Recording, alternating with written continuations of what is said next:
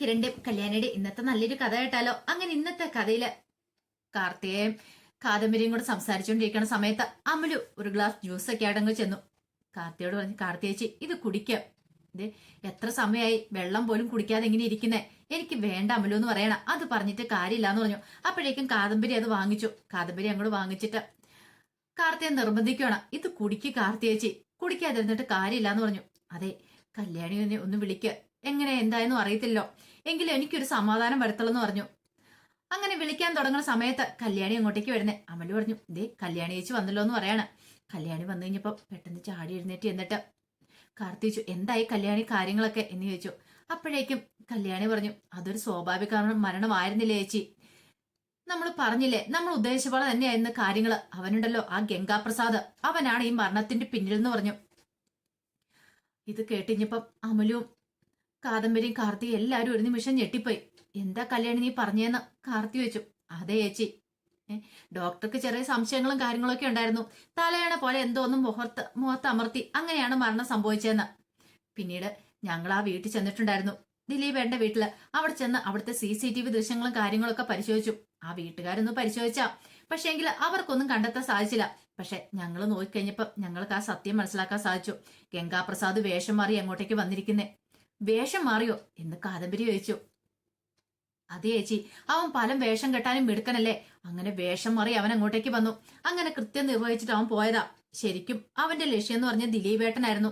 ദിലീപേട്ടന്റെ ഉന്നം വെച്ച അവൻ വന്നേ. ദിലീപേട്ടനെ കിട്ടാത്തോണ്ട് കല്യാണം മുടക്കാനായിട്ട് അവൻ ചെയ്ത കാര്യം ഇതെന്ന് പറഞ്ഞു. അതോടെ കേട്ടുകഴിഞ്ഞപ്പോ കാർത്തിക് ഭയങ്കര വിഷമായി. കാർത്തിക് കരയുവാണ്. ചേച്ചി വിഷമിക്കൊന്നും വേണ്ട, ദിലീപേട്ടൻ വാക്ക് പറഞ്ഞിട്ടുണ്ട്. ദിലീപേട്ടനുമായിട്ടുള്ള ബന്ധം, ചേച്ചിയും ദിലീപേട്ടൻ തമ്മിലുള്ള കല്യാണം നടക്കും എന്നുള്ള കാര്യം, ഇനി ആ കാര്യത്തിൽ നമുക്കൊന്നും ചിന്തിക്കേണ്ടിയിരിക്കുന്നു കല്യാണി, വേണ്ടാന്ന് പറയണം. കല്യാണി പറഞ്ഞു, ചേച്ചി എപ്പോഴും നമ്മൾ അവനെ തന്നെ ജയിക്കാൻ പറ്റിയിട്ട് കാര്യമുണ്ടോ, നമുക്കൊരു തവണയെങ്കിലും ജയിക്കണ്ടേന്ന് ചോദിച്ചു. അമലു പറഞ്ഞു, അങ്ങനെ ജയിക്കാനെന്നും പറഞ്ഞുകൊണ്ട് ഇനിയിപ്പൊ എത്ര പേരുടെ ജീവൻ കുരുതി കൊടുത്താലേ ചേച്ചി. ശരിക്കും ഞാൻ ബുദ്ധിയുള്ള പെണ്ണായിരുന്നെങ്കിൽ ഞാൻ എന്താ ചെയ്യേണ്ടിരുന്നേ, അന്ന് അവനെ കാട്ടി വന്ന സമയത്ത് അവനെ കുറിച്ചുള്ള കാര്യങ്ങളൊക്കെ എല്ലാവരും തുറന്നു പറഞ്ഞാലും ഞാനത് പറഞ്ഞില്ല. എന്റെ ബുദ്ധിമോശം, അല്ലായിരുന്നെങ്കിൽ അവൻ ജീവനോടെ ഇരിക്കില്ലായിരുന്നു, കാട്ടി വെച്ച് തന്നെ അവൻ അവസാനിച്ചേരാന്ന് പറഞ്ഞു. കാദംബരി പെട്ടെന്ന് പറഞ്ഞു, ഇനിയിപ്പൊ അതിനെക്കുറിച്ചൊന്നും പറഞ്ഞിട്ട് കാര്യമില്ല അമലു എന്ന് പറഞ്ഞു. ആ സമയത്ത് കല്യാണി പറഞ്ഞു, കിരണേട്ടനും ഞാനും കൂടെ കർമ്മത്തിനൊക്കെ പോയിട്ടുണ്ടായിരുന്നു പറഞ്ഞു. അല്ല, കർമ്മമൊക്കെ കഴിഞ്ഞു എന്ന് ചോദിച്ചു. കാദംബരി അപ്പോഴേക്കും പറഞ്ഞു, കഴിഞ്ഞെന്ന് പറയണ. പിന്നീട് കാർത്തിയോട് പറഞ്ഞു, ചേച്ചി വിഷമിക്കണ്ട. പോരാനിറങ്ങുന്ന സമയത്തൂടെ ദിലീപ് വന്നിട്ടൊരു കാര്യം പറഞ്ഞു, ഈ കല്യാണം നടക്കണോന്ന്, ഉറപ്പായിട്ട് ഈ കല്യാണം നടന്നേ പറ്റുള്ളൂന്ന്. ദിലീപേട്ടന് ഇപ്പൊ ഒരു വാശി പോലെ ഇതെന്ന് പറയണം. അതും പറഞ്ഞ് കല്യാണി അങ്ങോട്ട് പോയി കഴിഞ്ഞപ്പോ കാർത്തിക്ക് ഭയങ്കര സങ്കടമായി. കാരണം താൻ കാരണമാണല്ലോ ഈ പ്രശ്നങ്ങളൊക്കെ ഉണ്ടായേ എന്നൊരു ചിന്ത കാർത്തിയുടെ മനസ്സിലുണ്ടായി. ഇതേ സമയത്ത് കിരണ് വേലുവിന്റെ രതീഷിന്റെ അടുത്തേക്ക് എല്ലുവാണ്. ആ സമയം വേലു രതീഷിനോട് പറഞ്ഞു, അതെ ഞാൻ മാമിയെ വിളിച്ച് കാര്യങ്ങളൊക്കെ പറഞ്ഞായിരുന്നു. മാമിക്കും ഭയങ്കര വിഷമമായിപ്പോയി, കാരണം അതും ഒരു മരണവീടല്ലേ, അപ്പൊ മാമിക്ക് അതിന്റെ സങ്കടങ്ങളൊക്കെ അറിയാലോ എന്ന് പറഞ്ഞു. അപ്പോഴേക്കും കിരൺ അങ്ങോട്ട് വരുന്നേ. കിരണിനെ കണ്ടു കഴിഞ്ഞപ്പോ രതീഷ് ചോദിച്ചു, എന്തായി കിരൺ സാറെ കാര്യങ്ങളൊക്കെ എന്ന് ചോദിച്ചു. നമ്മൾ ഉദ്ദേശിച്ച പോലെ തന്നെയാ രതീഷ കാര്യങ്ങള്.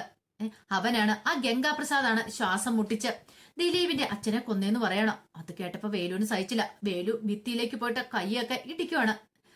ആ സമയം കിരൺ ചെന്നിട്ട് പറഞ്ഞു, വേലു ഇവിടെ രോഷപ്രകടനം നടത്തിയിട്ട് കാര്യമില്ല, അതെ നിന്നെപ്പോലെ തന്നെ എനിക്ക് നല്ല ദേഷ്യമുണ്ടെന്ന് പറയണം. വേലു പറഞ്ഞു, അവനെ കൊന്നു കളയണമെന്ന് പറയാ. അതെ, അവനെ കൊല്ലാനായിട്ട് തന്നെയാ ഞാനും ഉദ്ദേശിച്ചിരിക്കുന്നത്. 2 തവണ അവൻ എന്റെ കയ്യിൽ നിന്ന് വഴുതി പോയതാ. അന്ന് ഞാൻ ആ കാട്ടിൽ വന്നു കഴിഞ്ഞപ്പം അവൻ എനിക്ക് കിട്ടുമായിരുന്നെങ്കിൽ ഞാൻ അവനെ തീർത്ത് കളഞ്ഞെന്ന് പറഞ്ഞു. പക്ഷെ എന്ത് ചെയ്യാൻ പറ്റും, നടന്നില്ലല്ലോ എന്ന് പറയണം. എനിക്ക് അവനെ ആദ്യം കിട്ടിയതാ, പക്ഷേങ്കില് ഞാൻ കരുതിയത് അവൻ ജീവനോടെ തിരികെ വരില്ലെന്നാ. വിഷപ്പാമ്പായിരുന്നല്ലോ അവന്, ചെറിയ ജീവനുണ്ടെങ്കില് അതിന്ന് ആ മരണത്തിൽ നിന്ന് അവൻ രക്ഷപ്പെട്ടു വരുമെന്ന് എനിക്ക് അറിയത്തുണ്ടായിരുന്നില്ല. അങ്ങനെ എനിക്ക് സംഭവിച്ചു പോയതാ.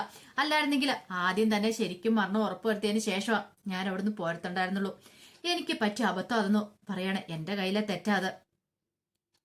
ആ സമയത്ത് രതീഷ് വെച്ചു, അല്ല ദിലീപൊക്കെ എന്ത് പറയണോ, ദിലീപ് ഇപ്പോഴും കാർത്തികയുടെ കഴുത്തി താലി ആർത്തണമെന്ന് പറഞ്ഞു ഒരേ നിർബന്ധത്തില. അല്ല ദിലീപിന്റെ വീട്ടുകാർ സമ്മതിച്ചോ, അവരുടെ അമ്മയ്ക്കൊന്നും അത്ര താല്പര്യമൊന്നുമില്ല, സമ്മതിക്കുമെന്ന് തോന്നില്ല. പക്ഷെ എനിക്കും ദിലീപിന്റെ കാർത്തികയുടെ കല്യാണം നടക്കണത് തന്നെയാണ് ആഗ്രഹം, കാരണം അവനോട് ചെയ്യാൻ പറ്റിയ പ്രതികാരമാണിതെന്ന് പറഞ്ഞു. രതീഷ് പറഞ്ഞു, അതിനിപ്പോ കുറെ സമയം പിടിക്കില്ലേന്ന് ചോദിച്ചു. അതെ, എത്ര സമയം പിടിച്ചാലും നമുക്ക് ഈ കല്യാണം നടത്തണം. അതിനു മുമ്പ് അവനെ കണ്ടെത്തണം, ആ ഗംഗാപ്രസാദിനെ. അവൻ ഏത് മാളത്തിൽ പോയി ഒളിച്ചാലും നമുക്ക് അവനെ അവിടുന്ന് പൊക്കണമെന്ന് പറഞ്ഞു. അത് കേട്ടപ്പോ വേലു പറഞ്ഞു, അതിന് ഞാനും വരാം. ഇനി എവിടെ പോയി ഒളിച്ചാലും നമുക്ക് അവനെ കണ്ടുപിടിച്ച് അങ്ങോട്ട് തീർത്ത് കളയണമെന്ന് പറഞ്ഞു.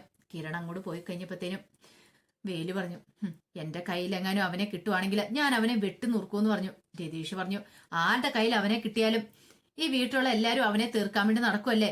അവനെ കൊല്ലാനായിട്ട് ആൾക്കാർ വെമ്പല് കൊണ്ടിരിക്കുക. കാരണം എത്ര ജീവന അവൻ കാരണം ഇല്ലാതായത് എന്നൊക്കെ രതീഷും പറയുവാണ്. അതേ സമയത്ത് ഗംഗാപ്രസാദിന്റെ അടുത്തേക്ക് ഗംഗാപ്രസാദിന്റെ കൂട്ടാളികൾ വരുവാണ്.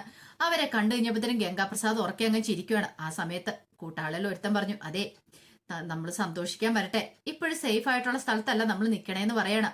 അത് കേട്ട് കഴിഞ്ഞപ്പോ ഗംഗാപ്രസാദ് പറഞ്ഞു, അതൊക്കെ എനിക്കറിയാം, എന്നാലും ഉദ്ദേശിച്ച പോലെ തന്നെ കാര്യങ്ങൾ നടന്നല്ലോ. ഇന്ന് അവളുടെ കല്യാണം നടന്നില്ലല്ലോ, അതിന് വേണ്ടിയിട്ടാ ഞാനും കാത്തിരുന്നേന്ന് പറയണം. ഇത് കേട്ടപ്പോ ഒരുത്തൻ പറഞ്ഞു, സൂക്ഷിക്കണം ആ കിരൺ എന്ന് പറയുന്ന അവനെ. അതെനിക്കറിയാം, അവന്റെ ഉരുക്കു മുഷ്ടിയല്ലേ, നമ്മുടെ കയ്യിൽ ആയുധങ്ങളും കാര്യങ്ങളൊന്നും ഇല്ലല്ലോ. തോക്കെന്തേലും ഉണ്ടായിരുന്നെങ്കിൽ കാര്യങ്ങളൊക്കെ കുറച്ചുകൂടി എളുപ്പമായിരുന്നു. ഇനിയിപ്പൊ അവൻ വന്നിട്ടുണ്ടെങ്കിൽ അവന്റെ മുന്നിൽ പിടിച്ചു നിൽക്കാനായിട്ട് കുറച്ച് ബുദ്ധിമുട്ടായിരിക്കും. അത് മാത്രല്ല കൂടെയുള്ള ഒരുത്തിയുണ്ടല്ലോ, സിക്സ് സെൻസ് ഉള്ളതല്ലേ അവൾക്ക്.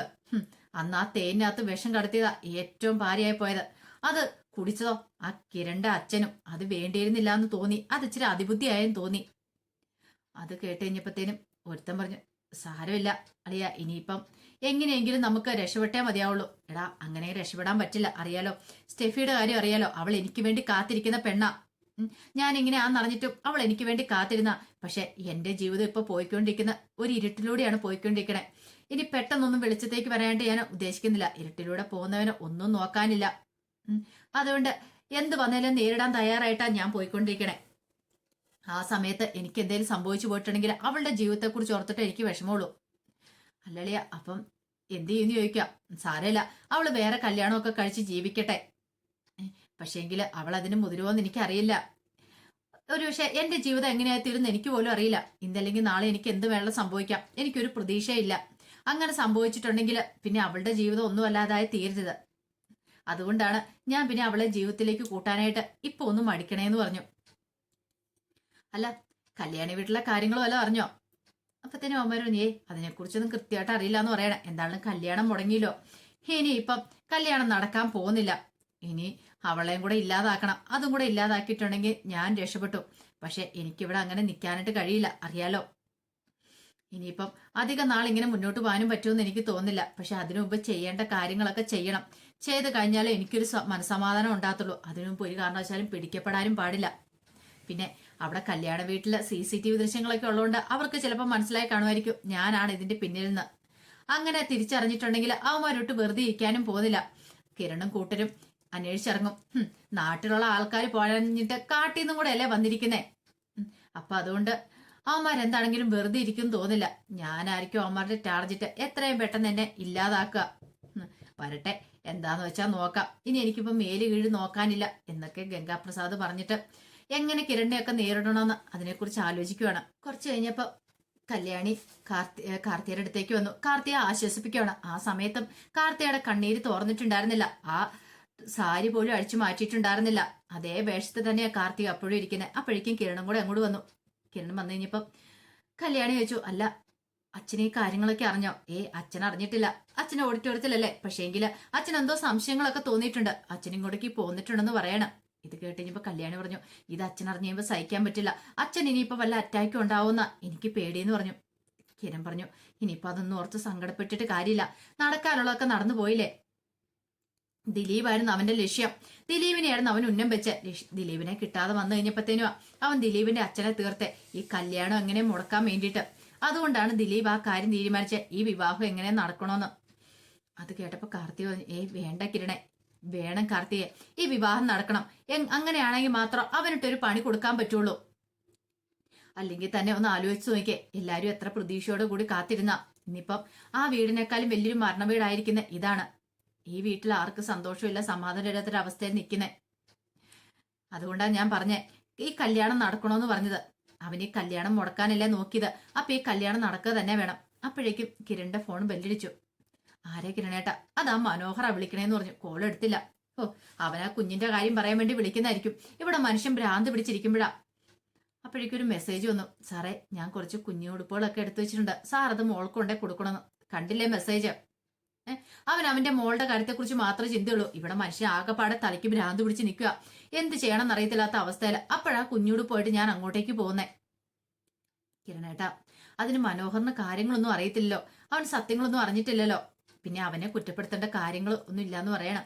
കിരൺ പറഞ്ഞു, അതൊക്കെ ശരിയാ, എന്നാലും നമ്മുടെ മാനസികാവസ്ഥ നമുക്കല്ലേ അറിയത്തുള്ളൂ കല്യാണി എന്ന് പറഞ്ഞു. പിന്നീട് കാർത്തിയോട് കിരൺ പറഞ്ഞു, എന്ത് വന്നാലും കല്യാണത്തിന് സമ്മതിക്കണം. ദിലീപ് എന്താണെങ്കിലും ഉറപ്പ് പറഞ്ഞിരിക്കുക കാർത്തികയുടെ കഴുത്തിലെ താലി ആർത്തോളന്ന്. അത് കേട്ടപ്പോ കാർത്തി പറഞ്ഞു, കിരണെ നിങ്ങൾ എല്ലാവരും സൂക്ഷിക്കണം. അവനെ കുറിച്ച് നന്നായിട്ട് അറിയാവുന്നതുകൊണ്ടാണ് ഞാൻ പറയണത്.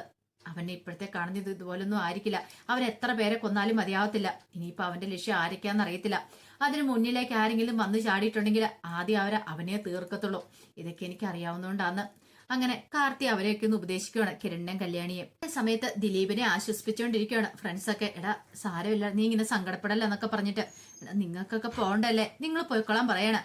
കല്യാണം കഴിഞ്ഞാൽ പിറ്റേ ദിവസം പോണെന്നും പറഞ്ഞ് ഇരുന്നല്ലേ നിങ്ങള്. അപ്പോഴേക്കും ഒരുത്തൻ പറഞ്ഞു, അതൊന്നും സാരമില്ല, ഇനിയിപ്പൊ ഞങ്ങൾ സഞ്ചയനം കഴിഞ്ഞിട്ട് പോകുന്നുള്ളെന്ന് പറഞ്ഞു. എടാ അതൊക്കെ നിനക്ക് ബുദ്ധിമുട്ടാവില്ലേ? എന്ത് ബുദ്ധിമുട്ട്? എടാ ആപത്ത് ഘട്ടത്തില് കൂടെ വന്നില്ലെങ്കിൽ പിന്നെ എന്തിനാടാ സുഹൃത്തുക്കളെന്ന് പറയണേ? ഇനിയിപ്പം സഞ്ചയനം കഴിഞ്ഞ് വേണേ കല്യാണം കൂടെ കഴിയണമെങ്കിൽ അതുകൂടെ കഴിഞ്ഞിട്ടോ ഞങ്ങൾ പോകത്തുള്ളൂ എന്ന് പറയണം. കാരണം അവർക്കും അത്ര വിഷമമായിരുന്നു ആ സമയത്ത്. ദിലീപ് പറഞ്ഞു, നിങ്ങൾക്കറിയാലോ എനിക്ക് എന്ത് ചെയ്യണം എന്നറിയത്തില്ലാത്തൊരവസ്ഥയായിരുന്നു. പക്ഷേങ്കിൽ ഞാനൊരു തീരുമാനം എടുത്തു. അതിനകത്തുനിന്ന് ഇനിയിപ്പം ഞാൻ പിന്നോട്ടില്ലെന്ന് പറഞ്ഞു. അപ്പോഴേക്കും ദിലീപിന്റെ അമ്മ അങ്ങോട്ട് വന്നു. അമ്മ വന്നിട്ട് പറഞ്ഞു, എടാ മക്കളെ, നിങ്ങൾ ഇവനെ ഒന്ന് ഉപദേശിക്കുക. അത് കേട്ട് കഴിഞ്ഞപ്പത്തിന് അവർക്കും എന്ത് മറുപടി പറഞ്ഞു നടത്തില്ല. പിന്നീട് ദിലീപിനോട് ചോദിച്ചു, അല്ല നിന്റെ തീരുമാനം ഇപ്പൊ എന്താ? എന്തെങ്കിലും മാറ്റം ഉണ്ടോ എന്ന് ചോദിച്ചു. ദിലീപ് പറഞ്ഞു, അമ്മേ കർമ്മം ചെയ്യുന്ന സമയത്തും എന്റെ മനസ്സിലിരുന്നിട്ട് പറഞ്ഞ എന്താണെന്നറിയാവോ? അച്ഛൻ പറയുന്ന പോലെ എനിക്ക് തോന്നി എന്റെ അരികെ വന്നിരുന്നിട്ട്, എടാ മോനെ നീ അവളുടെ കഴുത്തിൽ താലി ആർത്തണമെന്ന്. എന്തിനു വേണ്ടിയിട്ടാണോ അവൻ എന്റെ അച്ഛനെ കൊന്നത്, അപ്പൊ ആ കാര്യം ഞാൻ നടത്തണമെന്ന്.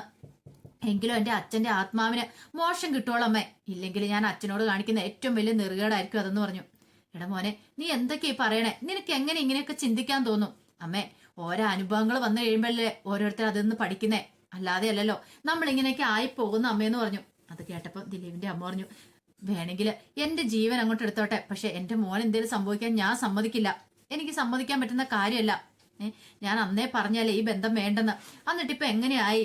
അവർക്ക് സഹിക്കാൻ പറ്റുന്നില്ല, പെറ്റമ്മയല്ലേ. അപ്പോഴേക്കും കൂട്ടുകാർ പറഞ്ഞു, അമ്മ വിഷമിക്കൊന്നും വേണ്ട, ഞങ്ങൾ ഇവനോടൊപ്പം ഉണ്ട്. ഇവനൊരു ആപത്ത് വരാൻ ഞങ്ങൾ നോക്കിക്കോളാം. അവൻ ഇനി ഇങ്ങോട്ടേക്ക് വന്നിട്ടുണ്ടെങ്കിൽ അവനെ തീർക്കാനായിട്ട് കാത്തിരിക്കുന്നവരാ ഞങ്ങളെല്ലാവരും. അവൻ ധൈര്യമായിട്ട് പോകാൻ പറഞ്ഞു.